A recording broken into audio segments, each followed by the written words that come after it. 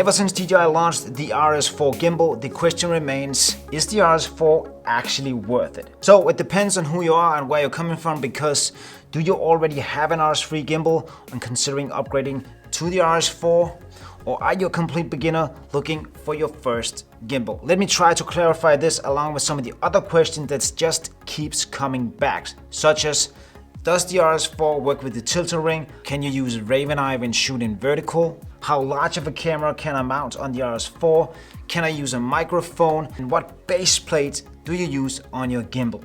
And by the end of this video, you should have a clear vision whether the RS4 is worth it or not. First off, let's take a look at how big of a camera we can put on the RS4. This is the Lumix S1H with a 24-70 lens. It's a pretty hefty camera, but to answer that question, we first have to look at what base plate it is that you're using on the gimbal. So the one that I use is this one, the F38 plate from Ulanzi. It has the quick release baked into it, and the reason why I use this one is because it's easy to mount and it gives me a super low profile when I'm adding this one to the gimbal. So this is my preferred plate, but for larger cameras I want to be able to have the ability to shift the plate side to side, just like you can do on the original plate, which is this one, where we can shift this one side to side, allowing us to get further away from the actual tilt arm here.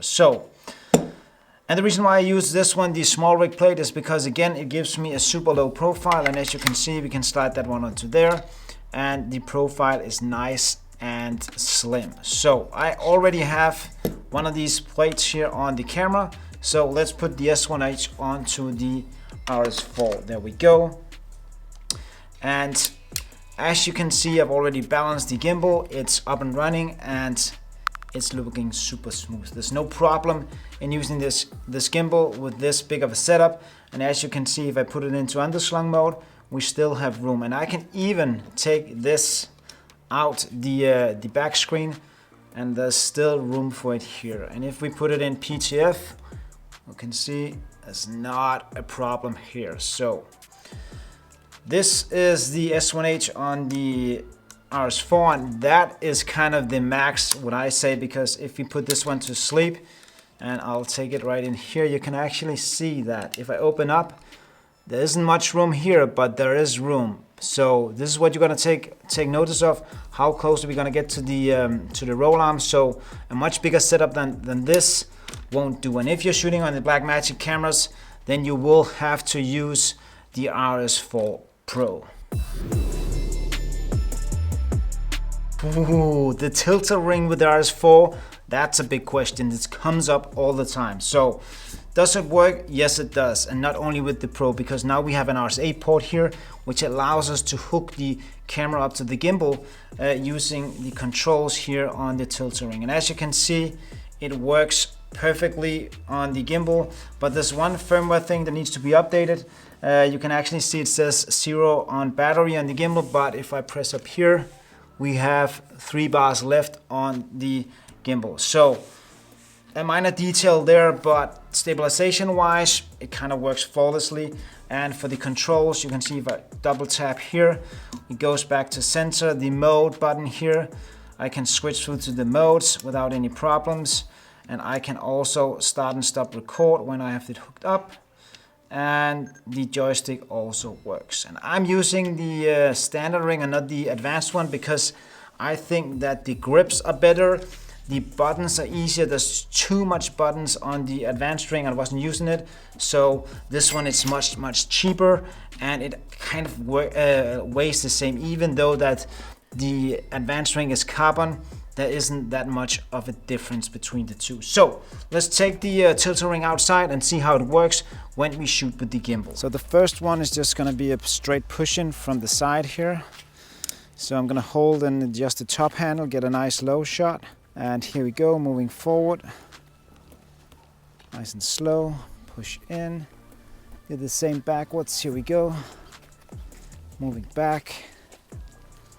I'm gonna just shift side. I'm out of frame now, I know that, but here we go, just push there and go this way.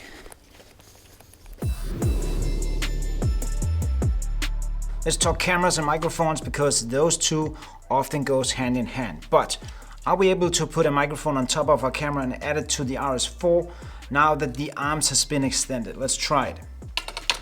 There we go. As you can see, if we open up the tilt arm here, the microphone will bump into the roll motor here, and we're not able to balance this in any way means. So instead, what I do, and what I do in general when I use microphones on my gimbal, is that I use a cage.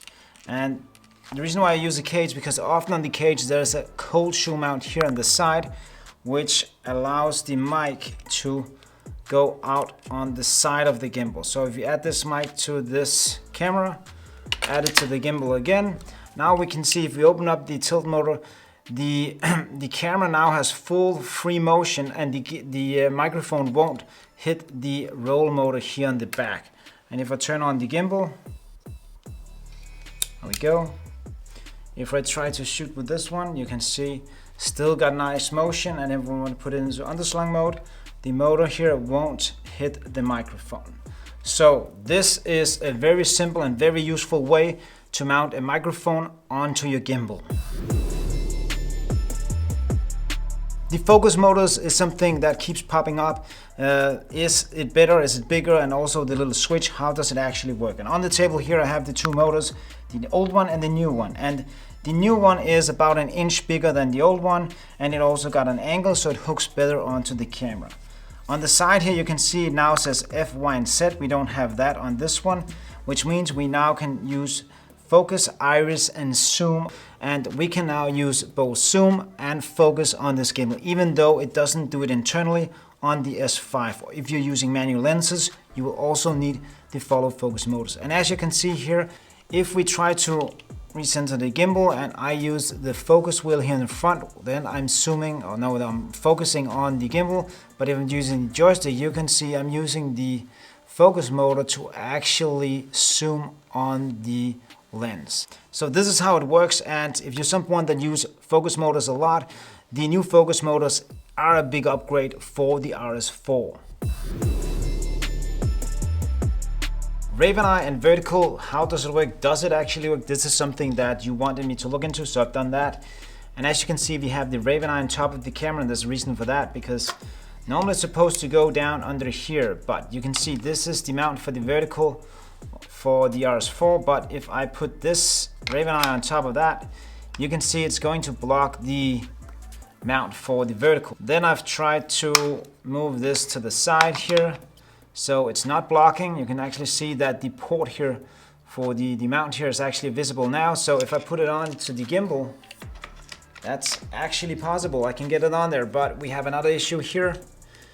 The locking mechanism, it can't lock it because of the antennas, so it's not possible to mount the Raven eye on the RS4 in the vertical position when you have it in the bottom. So let's try to take the Raven eye and put it on top of the camera.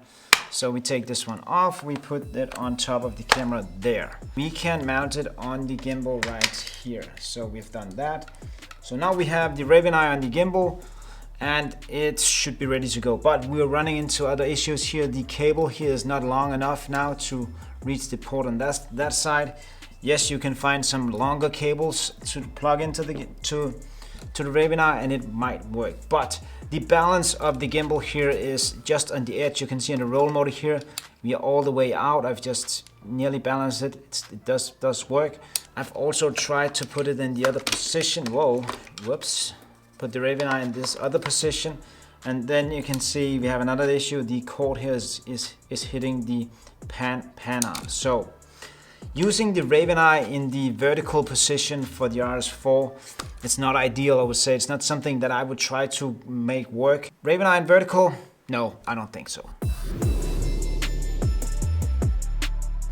Is the RS4 actually worth it? As I said in the start, it really depends on where you're coming from. Do you already have an RS3 and are pleased with that, or another gimbal, and you're considering should you upgrade to the RS4? Yes, there are some good things about this. You get the RS port so you can connect to other accessories.